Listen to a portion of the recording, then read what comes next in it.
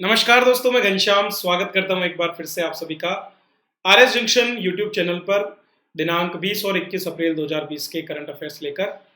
तो आज की कुछ प्रमुख खबरें जिन पर हमारी चर्चा रहेगी। सबसे पहले बात करेंगे हम राजस्थान में हाल ही में जो आपदा प्रबंधन अधिनियम है उसमें किए गए बदलाव पर। तो अब सजा का प्रावधान किया गया है यदि कोई भी व्यक्ति मास्क नहीं लगाता है तो। राष्ट्रपति के नए सचिव की नियुक्ति हुई है, उस पर हम बात करेंगे। प्लाज्मा थेरेपी जिसे हाल ही में अनुमति दी गई थी, उसके द्वारा कोरोना वायरस का पहला सफल इलाज हो चुका है, इस पर हम बात करेंगे। राजस्थान में मनरेगा दरों में जो वृद्धि की गई है और समय में जो बदलाव किया गया है उस पर भी हम चर्चा करेंगे। भीलवाड़ा मॉडल को जो अंतर्राष्ट्रीय पहचान मिली है और क्या है ये भीलवाड़ा मॉडल, क्या क्या इसमें प्रमुख बिंदु हैं, उन पर बात करेंगे। और बैंकिंग में गूगल वॉइस असिस्टेंट की सुविधा जिस बैंक द्वारा दी गई है उस पर भी हमारी चर्चा रहेगी। दोस्तों, हमारे जो ये नोट्स हैं इनको आप देख सकते हैं हमारी एप्लीकेशन पर। तो आपको एप्लीकेशन में पहले क्या है कि आपको यहाँ पर मिलता था, ये जो 3 लाइन है उस पर क्लिक करने के बाद में आपको मिलता था। अभी मैंने मेन पेज पे ब्लॉग्स सेक्शन, यहाँ देखिए ये जो कोर्सेज है उसके बगल में ही ब्लॉग्स सेक्शन है, उस ब्लॉग सेक्शन में जा करके और आप जो है हमारे जो नोट्स हैं इस क्लास के उनको देख सकते हैं, वहाँ से उन्हें सेव कर सकते हैं ताकि फ्यूचर में आप उन्हें पढ़ सकें। इसके अलावा हमारे कोर्सेज का फायदा आप उठा सकते हैं। आरएस प्री टेस्ट सीरीज के 2 टेस्ट हो चुके हैं, तीसरा टेस्ट हमारा 26 तारीख को शेड्यूल है। तो एप्लीकेशन में आपको सारी जानकारी वहाँ पर अवेलेबल है, तो आज ही जाएं डिस्क्रिप्शन के लिंक से और इसे डाउनलोड करें और अपनी तैयारी को आगे बढ़ाएं। चलिए पहले प्रश्न के साथ शुरुआत करते हैं। राजस्थान में आपदा प्रबंधन अधिनियम 2005 के तहत मास्क नहीं पहनने पर कितनी जेल की सजा का प्रावधान है? तो 12 महीने का प्रावधान कल से किया गया है दोस्तों। 20 अप्रैल से लेकर 3 मई तक, जब तक लॉकडाउन हमारे यहाँ पर लागू रहेगा या मॉडिफाइड लॉकडाउन जिसको हम कह रहे हैं वो लागू रहेगा, तब तक जो है अगर कोई भी व्यक्ति बिना मास्क पहने बाहर निकलता है तो सरकार चाहे तो उस पर कार्यवाही कर सकती है और उसको 1 साल तक की जेल हो सकती है। तो राजस्थान में अब मास्क नहीं पहनने पर उससे दंडनीय अपराध घोषित कर दिया गया है और 1 साल की सजा या जुर्माना या फिर दोनों का प्रावधान इसमें है। ये आपदा प्रबंधन अधिनियम 2005 के तहत किया गया है और पूरे प्रदेश भर में ये लागू रहेगा। मुख्य सचिव डीबी गुप्ता द्वारा इसकी एक आदेश भी जारी कर दिया गया है। निम्नलिखित में से किस बैंक द्वारा वॉइस असिस्टेंट के लिए अपने चैट बोट को गूगल एवं एलेक्सा से जोड़ा गया? चैट बोर्ड नहीं है, चैट बॉट है। चैट बोट क्या होता है दोस्तों?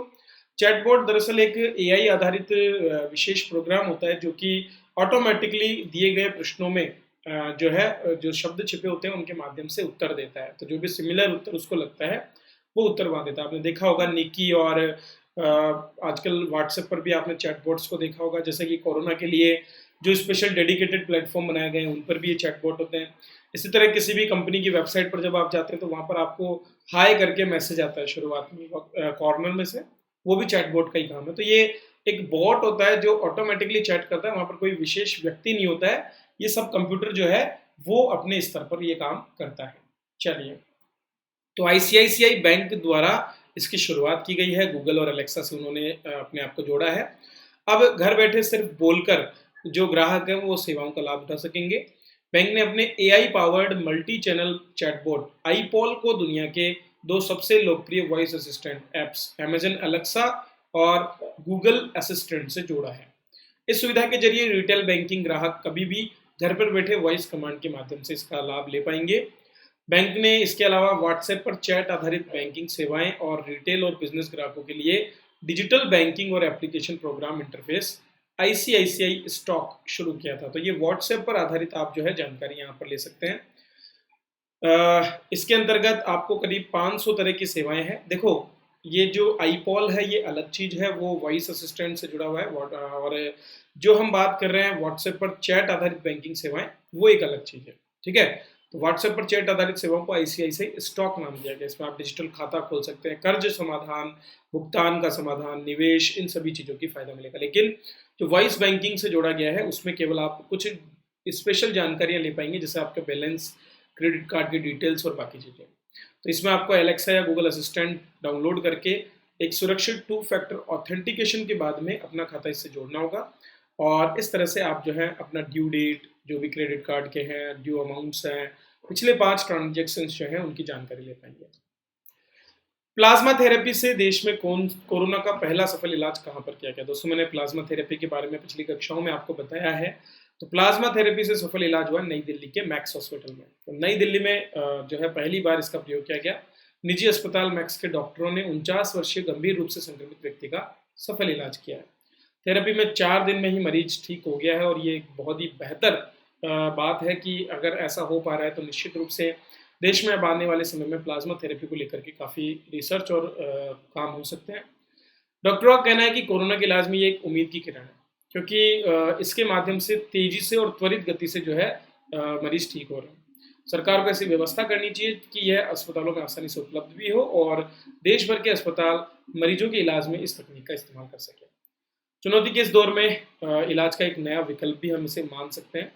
चलिए, और अगर एक डोनर 400 मिलीमीटर प्लाज्मा दान करता है तो उससे लगभग 200 मिलीमीटर एक मरीज के लिए, तो एक डोनर जो है 2 मरीजों की जान बचा सकता है। ये डोनर कौन होगा? ये ऐसा व्यक्ति होगा जो पहले से संक्रमित हुआ है और जिसके अंदर प्लाज्मा पहले से मजबूत है, इम्यून सिस्टम जिसका मजबूत है। उस व्यक्ति की सभी जांचों के पश्चात उसके सीरम में से प्लाज्मा निकाल करके और ये किया जाएगा। निम्नलिखित में से किसे राष्ट्रपति सचिव के रूप में नियुक्त किया गया है? तो कल ऑर्डर्स निकाले गए दोस्तों कपिल देव त्रिपाठी के लिए, उन्हें अब नए राष्ट्रपति सचिव के रूप में नियुक्त किया गया है। मिर्जापुर जिले के लालगंज तहसील के निवासी हैं वो और पूर्व आईएएस रहे हैं कपिल देव त्रिपाठी। तो रामनाथ कोविंद के सचिव उन्हें बनाया गया है। ये फैसला सोमवार को केंद्रीय मंत्रिमंडल की बैठक में लिया गया। 1980 बैच के आईएएस केडी त्रिपाठी भारत सरकार में बहुत सेवाएं दे चुके हैं और बाद में उन्होंने जो है असम के संयुक्त सचिव का पदभार भी संभाला था। इसके बाद वो जिलाधिकारी बनाए गए। आईएएस केडी त्रिपाठी पेट्रोलियम एवं प्राकृतिक गैस मंत्रालय में सचिव भी रह चुके हैं। वर्तमान में वह लोक उद्यम चयन बोर्ड के चेयरमैन के पद पर कार्यरत थे। इनसे पहले जो सचिव थे संजय कोठारी, उनको और उनके साथ साथ विमल जुल्का, इन दोनों को जो है क्रमशः केंद्रीय सतर्कता आयुक्त और नए मुख्य सूचना आयुक्त के रूप में नियुक्ति दी गई थी और उसके बाद से ही जो है ये पद खाली था। तो अब नई नियुक्ति जो है त्रिपाठी जी की यहाँ पर की गई है। जो नए केंद्रीय सतर्कता आयुक्त सीवीसी जो हैं संजय कोठारी और विमल जुल्का जो नए मुख्य सूचना आयुक्त हैं, इनकी नियुक्ति फरवरी 2020 में की गई थी। राजस्थान में अप्रैल 2020 से मनरेगा मजदूरों की मजदूरी कितनी कर दी गई? दोस्तों सरकार ने जो घोषणा की उसके हिसाब से मजदूरी को 199 रुपये से बढ़ाकर 220 रुपये कर दिया है। तो कुल 21 रुपये की वृद्धि इसमें हुई है। अर्थात प्रतिदिन के हिसाब से अगर 30 दिन का देखा जाए तो लगभग ये वृद्धि 630 रुपये की होगी और पूरे साल भर में जो रोजगार मिलता है 100 दिन का, उसके हिसाब से अगर इसको देखा जाए तो 2100 रुपये की अतिरिक्त मदद हमारे गांव के जो किसान लोग हैं उनको प्राप्त होगी। तो महात्मा गांधी नरेगा योजना के तहत मजदूरी को बढ़ा दिया गया है। इसके अलावा जो मेड और कारीगर है उनकी मजदूरी को भी 213 रुपये से 22 रुपये बढ़ाकर 235 रुपये कर दिया गया है। इस मजदूरी की दर से कोरोना लॉकडाउन के कारण जो ग्रामीणों को आर्थिक संबल मिलेगा और इसके साथ साथ ज़्यादा से ज़्यादा लोगों को काम करने के निर्देश भी दिए गए हैं कि सोशल डिस्टेंसिंग का पालन करके ज़्यादा से ज़्यादा लोगों को काम करने का मौका दिया जाए। कोरोना संक्रमण से उत्पन्न विशेष परिस्थितियों और गर्मी के मौसम को देखते हुए महात्मा गांधी नरेगा योजना के तहत कार्य समय भी बदला गया है और इसे अब 6 बजे से 1 बजे तक कर दिया है। इसके अलावा सभी लोगों को वहां मास्क पहनकर आने, श्रमिकों के दिन में 4 बार साबुन से हाथ धुलवाने और भोजन अवकाश के दौरान सोशल डिस्टेंसिंग रखने के भी आदेश दिए गए हैं। दोस्तों देखा जाए तो ग्रामीण क्षेत्र में जो है शहरी क्षेत्र से ज़्यादा लोगों ने सरकार के नियमों की निर्देशों की पालना की है और वहाँ पर पूर्ण तरह से उन्होंने खुद अपने स्तर पर लॉकडाउन किया। गाँव में किसी अन्य बाहर के व्यक्ति को घुसने नहीं दिया जा रहा है, भले ही वो गाँव का भी है और वो बाहर अगर सेवा कर रहा है तो उसे भी बहुत सख्ती के साथ में ट्रीट किया जा रहा है, जो निश्चित रूप से ग्रामीण समुदाय की इस बीमारी के प्रति सजगता को दर्शाता है। जबकि दूसरी ओर शहरों में लापरवाही के काफ़ी आलम देखे जा रहे हैं और लोग अपनी जान जोखिम में डालकर बाहर घूम रहे हैं, जो कि ज़्यादा पढ़े लिखे लोगों के ज़्यादा समझदार नहीं होने को दर्शाता है। मतलब कभी आपने ज़्यादा पढ़ाई कर ली तो आप ज़्यादा समझदार नहीं है। वो गांव के लोग जो कम पढ़े हैं वो भी ज़्यादा समझदारी अब दिखा रहे हैं, जो उनकी सूझबूझ को दर्शाता है। राजस्थान के कोरोना वायरस के लिए भीलवाड़ा मॉडल की जानकारी किस देश को दी गई है? तो दोस्तों कनाडा जो है उस सरकार को भारतीय राजदूत ने जो है इसकी जानकारी दी। कोरोना की रोकथाम के लिए राजदूत अजय बिसारिया ने कनाडा सरकार से बात करके ये बताया। ये मॉडल जिले में कोरोना के संक्रमण को 27 मरीज पर रोकने में सफल रहा। शुरुआती दौर में तेजी से मरीज बढ़े, लेकिन उसके बाद जैसे ही पहला मामला आया भीलवाड़ा में कर्फ्यू लगाकर सीमाएं सील कर दी। जितने भी सभी निजी अस्पताल और होटल हैं उनको अधिग्रहित कर लिया गया। लॉकडाउन की सख्ती से पालना हुई और घर घर स्क्रीनिंग की गई। जनप्रतिनिधियों, मीडिया और सामाजिक संगठनों को भी शहर में प्रवेश नहीं दिया गया। जिला प्रशासन और पुलिस के कुछ अधिकारी ही शहर में गए, वो भी आवश्यक कार्यों के तहत।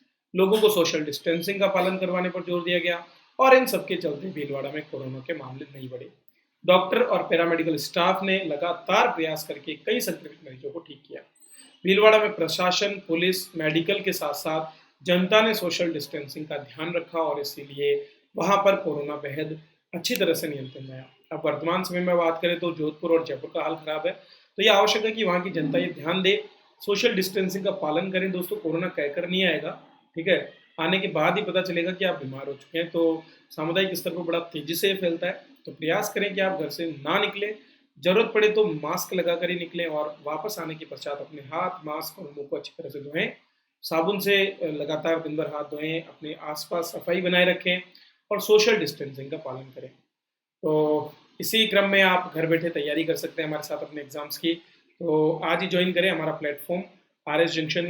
एप्लीकेशन डाउनलोड कर सकते हैं आप और तैयारी कर सकते हैं अपनी R S free test series के साथ। 108 से भी ज़्यादा बच्चे अब तक जुड़ चुके हैं और ये सभी अपने इस प्रदर्शन से बेहद खुश हैं।